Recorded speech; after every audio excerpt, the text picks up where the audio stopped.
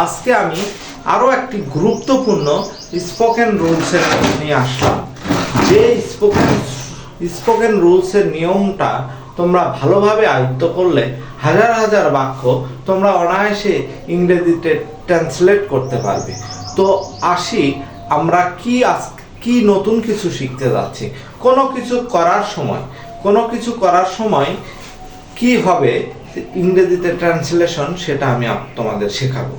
তো প্রথমেই আসি স্ট্রাকচারে আসি। কোনো কিছু করার সময় এই টাইপের কথাগুলো আমরা কিভাবে ইংরেজিতে বলতে পারি।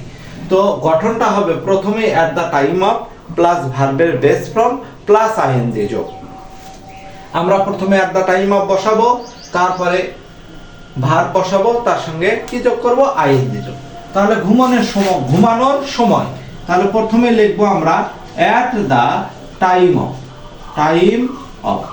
ঘুমানোর ইংরেজি আমরা কি জানি, স্লিপ, SLEEP, তার সঙ্গে আইএনজি। হাঁটার সময় তাহলে কি হবে, অ্যাট দ্য টাইম অফ হাঁটার ইংরেজি ওয়াক, তার সঙ্গে কি করে যোগ করে দেব, আইএনজি। পড়ার সময় তাহলে কোনো কিছু করার সময় অর্থাৎ কোনো কিছু করা বুঝালে, এইরকম বুঝালে প্রথমে অ্যাট দ্য টাইম অফ, পড়ার ইংরেজি হলো রিড লিখবো, তার সঙ্গে আইএনজি যোগ করে দেব। নাচার সময় এটাও কিন্তু কোনো কিছু করার সময়, তাহলে প্রথমেই হবে অ্যাট দ্য টাইম অফ নাচার ইংরেজি ডান্স, তার সঙ্গে কি যোগ করা হবে, আইএনজি, ডান্সিং।